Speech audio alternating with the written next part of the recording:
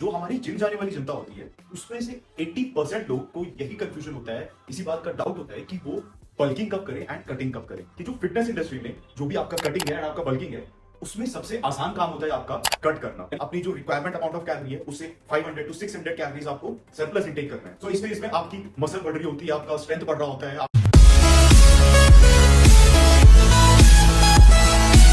So guys, this is Avdesh.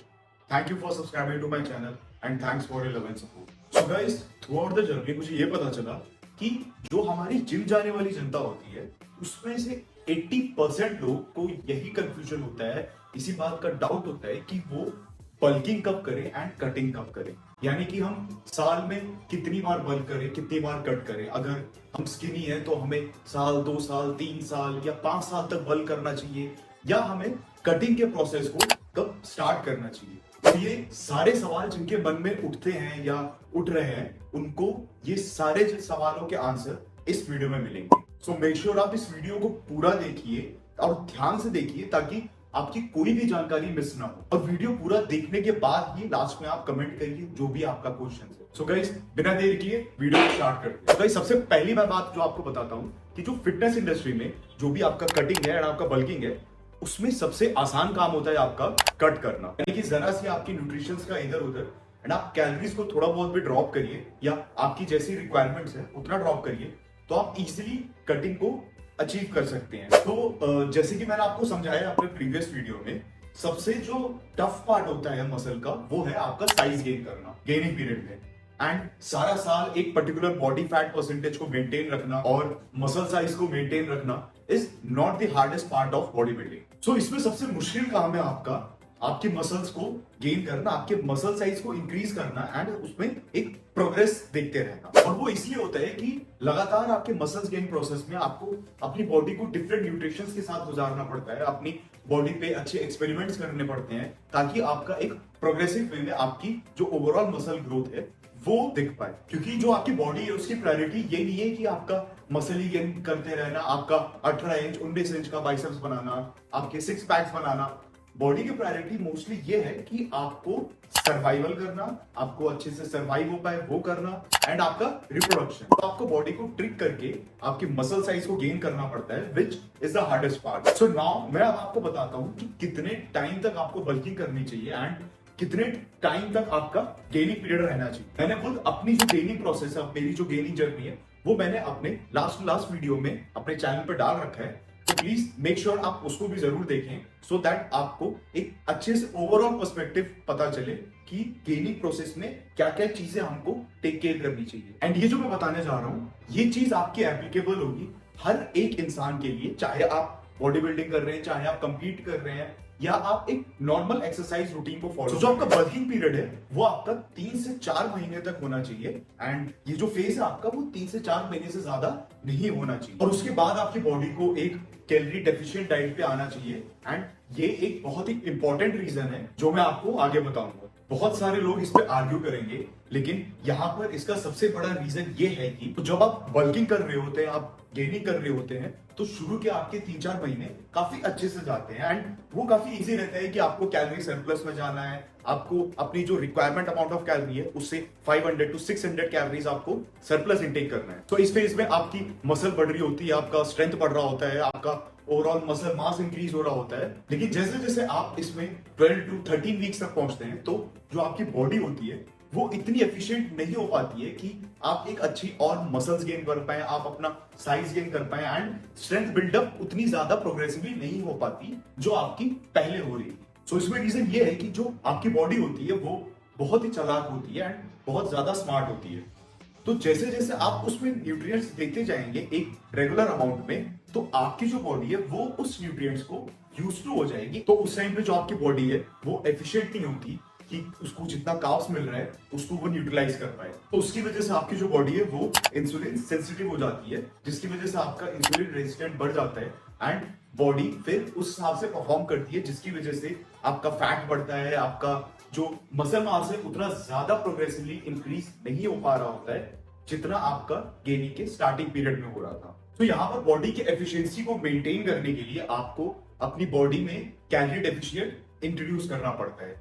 जिसकी वजह से जो आपकी बॉडी का एक प्लेटो लेवल है वो इजीली ब्रेक हो पाए। तो चाहे आप मिनी कट करें आप 2 से 3 हफ्तों का, या आप एक प्रॉपर कट करें, ये डिपेंड करता है आपकी बॉडी पे। तो ये ओवरऑल आपको कटिंग फेज को इंट्रोड्यूस करना पड़ेगा, एंड वो आपका 3 से 4 महीने तक आपका कटिंग फेज चलेगा, which brings me down to cutting। So अब मैं बताता हूँ आपको कि कटिंग को कितनी बार करना चाहिए एक साल में। तो इसका यही आंसर है कि हमें हर 3 से 4 महीने में कटिंग में जाना चाहिए। एंड इसका मेन रीजन ये है कि जब हमारी बॉडी कैलोरी सरप्लस में होती है या कटिंग में होती है, तो जो भी ओवरऑल हमारी डाइटिंग होती है, इसकी वजह से हार्मोनल चेंजेस काफी ज्यादा होते हैं हमारी बॉडी में। जब हम डाइट ले रहे होते हैं तो हमारी बॉडी के जो ग्रोथ हार्मोन्स है वो काफी हाई हो जाते हैं, जैसे आपका लिपोटीन हो गया, आपका T3 हो गया, ये काफी हाई हो जाते हैं। तो इससे आपकी बॉडी की जो एफिशिएंट पावर है वो काफी इंक्रीज हो जाती है, एंड जो भी आपका कार्ब्स है उसको यूटिलाइज करने के लिए बॉडी काफी ज्यादा एफिशिएंट हो जाती है। तो वो जो एक एक ग्राम कार्ब्स, एक एक ग्राम फैट्स,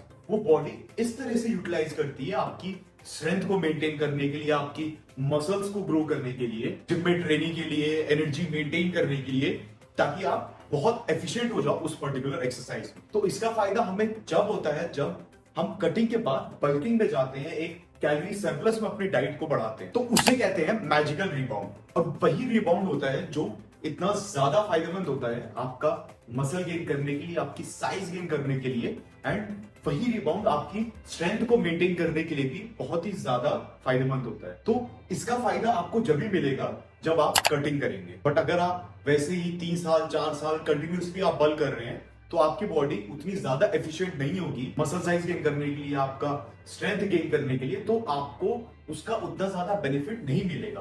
बेनिफिट आपको कम मिलेगा जब आप ऑलरेडी एक कैलोरी डेफिशिएंट डाइट पे हो, आपको उसमें डाइटिंग करनी ही पड़ेगी, क्योंकि आपकी जो बॉडी होती है वो बहुत जल्दी यूज टू हो जाती है, जैसे मैंने आपको पहले बताया। एंड डाइटिंग करने के बाद आपकी बॉडी बहुत ज्यादा एफिशिएंट होती है।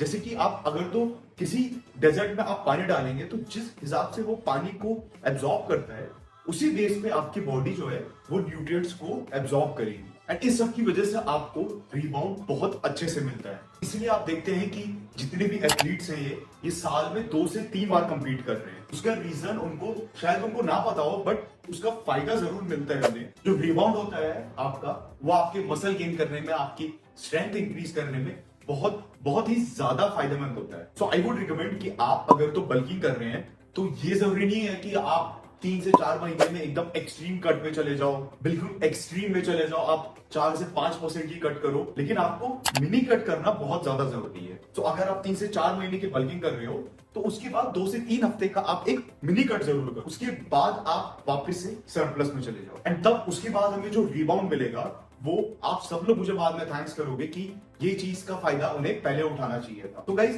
ये चीजें वही लोग बता सकते हैं जो ऑलरेडी कटिंग या बल्किंग फेज में आपका थोड़ा बहुत एक्सपीरियंस होते हैं। जैसे मैंने बल्किंग की एंड अब मैं वापस से कटिंग फेज में जा रहा हूं। तो गाइस, सबसे इंपॉर्टेंट बात यह आती है कि आपको अगर तो साल भर में अपना जो फैट परसेंटेज है उसको मेंटेन करना चाहते हैं, तो आपको इस चीज का उसमें ध्यान रखना पड़ेगा कि आप मसल साइज को उतना ज्यादा गेन नहीं कर पाएंगे। बहुत ही स्लो प्रोसेस होगा आपका मसल साइज को गेन करना। अगर तो आपको पूरे पोटेंशियल के साथ अपनी मसल साइज को गेन करना है, अगर आप सोच के आए कि ये जो 2 से 3 महीने है मैं 1 से 2 KG pure muscle size gain करूंगा, तो ये बात अपने दिमाग से निकाल देना कि मेरे एब्स भी विजिबल होंगे। तो ये सब चीजें बिल्कुल भी पॉसिबल नहीं है। तो guys, when you gain muscles, just forget about the abs, ठीक है? तो एब्स का जो कटिंग है वो बहुत ही आसान काम होता है। एक बार आपने बल्किंग में अच्छे से मसल गेन कर लिया, तो एब्स आपका इजिली आपकी विजिबल होने लग जाएंगी जब आप एक अच्छी खासी कैलोरी डेफिशिएंट डाइट पे होंगे। तो आपको कटिंग की टेंशन नहीं लेनी है। आपको एक एज अ नेचुरल एथलीट, जो मैंने आपको इस वीडियो में ब्रह्मास्त्र दिया है, जो है आपका मैजिकल रिबाउंड, इसका जो यूज है वो नेचुरल एथलीट्स के लिए बहुत ही ज्यादा हेल्पफुल होता है। सो गाइस, यूज करिए इस ब्रह्मास्त्र को, इस मैजिकल रिबाउंड को अपनी मसल जर्नी में। आप कटिंग करिए 2 से 3 हफ्तों की, 4 हफ्तों की, एंड जो आपका प्लेटो है उसको आप जरूर ब्रेक करिए। तो जो आपकी बॉडी यूज टू हो गई है सेम ट्रेनिंग सेम वेट्स को लेके,